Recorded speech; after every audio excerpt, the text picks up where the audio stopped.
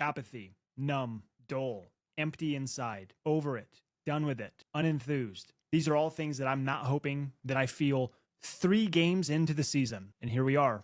This one was not on my bingo card for tonight. After I'd say, overwhelmingly positive preseason, we're getting Luke Shaw coming out in interviews saying, been around a lot of squads, never been around a squad quite like this.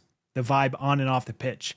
So what was that we just watched? I mean, seriously, how does this happen? Where have we gone wrong? Now, that's a rhetorical question because we all know there's a lot of places that we've gone wrong, but let's just separate the two, right? Let's separate the two and make it easy. There's the Amarim piece. There's that conversation, and that's a big one. And then there's the team. There's the squad. There's the players. Feel what you feel about Amarim, our club, whatever. There is no reason on God's green earth that our squad of players, the millions of pounds that we have spent on them, the levels that they've achieved in their career, there is no reason on God's green earth that team cannot dog walk Grimsby Town. With all due respect, Grimsby fought out a tough fought win. Good for them. Good on them. If I was managing the team tonight, we win that game. The manager is completely irrelevant. I'm sorry. In most cases, I would never say that. But Manchester United, we should never, ever, ever, ever, ever be in that sort of competition with Grimsby Town, let alone lose. Out-hustled, outplayed, outfought, outran to every ball. How does that happen? How? I don't have any answers, man. Look at Ruben Amorim. You want to see if this guy has any answers? You can feel it that something has to change. And you are not going to change 22 players again. I don't know what to say anymore to our fans. What matters is that we need to be different. And that is the job of the coach. And you can see that nothing changed. It's not about the results. In the penalties, I was not thinking about the penalties to go to the next stage. I was just, I think the way we play, the way we face competition, in one moment that everything is so important. I think the players spoke really loud about what they want today. In what sense? I just, guys, it's really clear. I just want to apologize to our fans, and we'll have a game now, and then we have time to think. And we come to the game with a 4th division team, and we perform like that. I think, again, the players clearly show what they want. Sounds like you're almost shocked by what you've seen tonight, though. You are not. Now, can you blame this guy? What is he supposed to say, right? He's clearly at a loss. And when we are talking about the team, we've spoken about this ad nauseum, right? It's not something we are all unaware of. We are Dr. Jekyll, Mr. Hyde. We are never the same team 2 games in a row. We cannot put together a green patch to save our life. We cannot put together a win streak to save our life.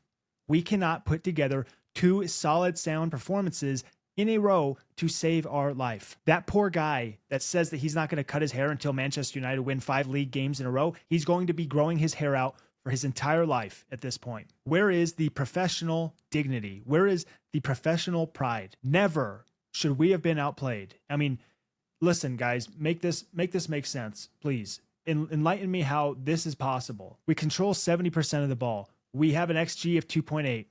Theirs is 1.6, but we gave up 2 goals. Shockingly bad goals. Total shots 28-10. Big chances 4-2, and we cannot be clinical. It's a joke. I mean, they had 14 blocked shots. Their keeper from the League 2 is better than our keeper, is better than both of our keepers. 525 passes to 215. What are we doing? It's just not enough. And let's talk about Andre Onana, because it's shocking that he started today. This has been such a drama, such a weird management of that goalkeeping position, to where Onana is not even starting the season, but then he's starting today. Bayandier's starting the season. He can't do anything better than Onana. And then Onana comes in tonight and says, hold my beer, Alte, Bayandier. I can one-up you. I can do worse than what you did at Arsenal. I can do worse. Watch me in this penalty shootout, dive correctly on 4 or 5 of them, get my hand on the ball, and not be able to save it. Watch me fix this match. Watch me give a big middle finger to the club for forcing me out. Watch me lose this game for them. I said it last week. How are we consistently the only team in the Premier League that gives up these types of goals? That one where he gets beat to the near post. You have got to be joking me.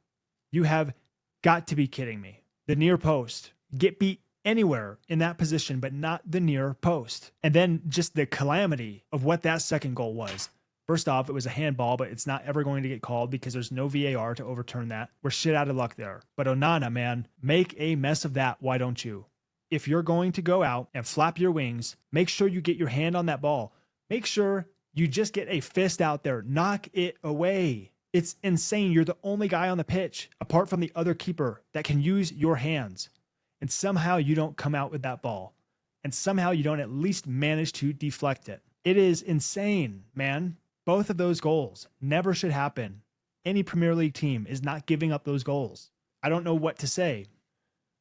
We need a new keeper. Ineos, back this club. Raise the standard. We are losing, and we are losing morale, and we are losing confidence every single time we let one of those goals in. These defenders, this team has no faith in the keeper standing behind them, no matter who you put in there, unless you put in Heaton, who actually had the best preseason, but for some reason this guy cannot sniff real game time. Make it make sense, man. Get a keeper in. Now let's talk about Ruben.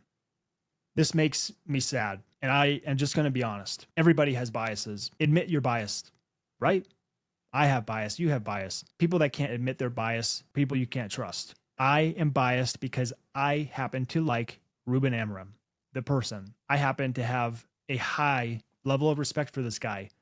Not talking tactics, not talking football, just as a person. I like his aura. I think he says the right things. The things that he says, to me, logically make sense. The problems that he sees in the club, the decisions that he's made, to me, make sense. I'm on board with those. I back him on that. I think the majority of our fan base backs Ruben Amorim in all the business and the decisions that he's made. The ruthlessness. He's practical. He's by no means dumb. But I think at this point, he, like me and like a lot of us, are at a loss. Tell me how the team doesn't show up today. Tell me how we're even in that predicament. It's mind-boggling. It's mind-numbing. And I have to be honest, during the penalty shootout, when he's just sitting there, can't even look. He can't even look. At first, it came off as, man, this guy's very anxious. I'm anxious. I've got butterflies in my freaking stomach watching this right now because of the stakes, right? And you can't help but feel that that feeling for him is 1,000 times magnified. And he's not even watching. Part of me is like, Ruben, it's your job to instill confidence in these players. Be there with them, back them, have some confidence, have some fortitude,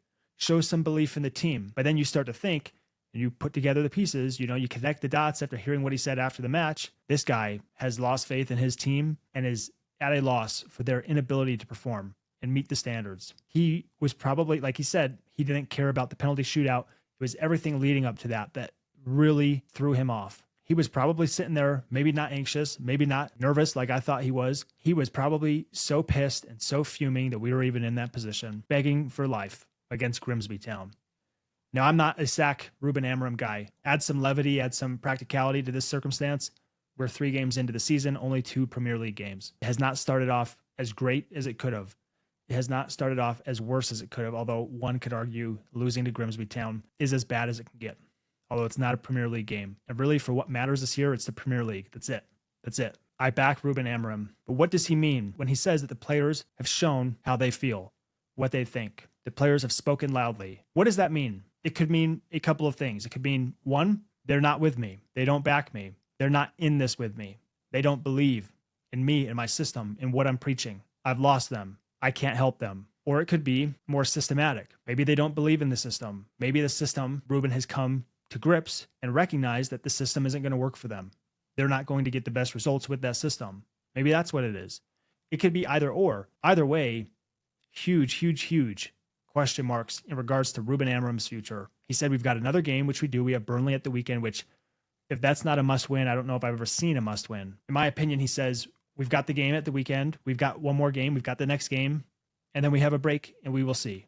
We'll figure it out. That leads me to believe he's coaching our next game. He'll be there. That could be a funeral, that could be a burial, or that could completely change the narrative for good or for bad. But then we go into an international break. You know as well as I, international breaks are burial grounds. It's where managers go to die. That's when changes happen. 3 Premier League games into the season. Is that when a change happens? I would hate to say that Ineos are so short-sighted that they would do that, but you've got to say patience is wearing thin amongst our fan base. Patience is wearing thin amongst our leadership, and probably Ineos, who feel like they're looking like fools. They went out and backed us. They got Cunha, they got Mbumo, they got Sesko. We still can't put results out. Work's not done. We need a midfielder, but we still can't turn out a result against Grimsby Town. Is Ruben even in? Is he going to sack himself? He said before that he will if he can't change this. Is that what he's going to do? God, I hope not. I don't want to see him go down with the ship. I want to see him go down fighting. This fan base, this club has a tendency to eat its own. And the pressure builds and the pressure builds and the pressure builds. And 2 days after the match at Fulham, and we just get crippling pressure about Kobe Mainu, about Bruno Fernandes, about Ruben Amorim.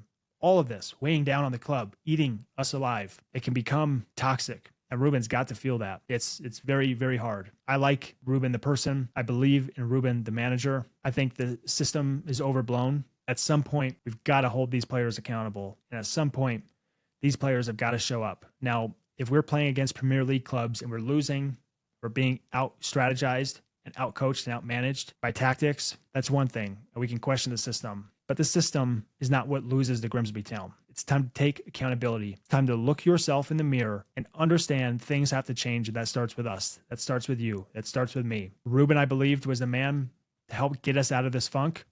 I still have faith in him, but I sincerely hope that he has not lost faith in himself, because it sure feels like he has. It's going to be a long one. There's one way to change this right now, and it's win on the weekend. Beat Burnley. We played a top of the table team, Arsenal. We looked great. We played a middle of the table team, Fulham. We looked at best. Now we're playing a bottom of the table team at Burnley. How are we going to look? Stop playing to the level of the competition. Raise the bar, raise the standard. We are united. Play like it. Play for the badge. Play for Ruben this weekend. Play for us. Play for yourself. Find some level of pride. Go Reds.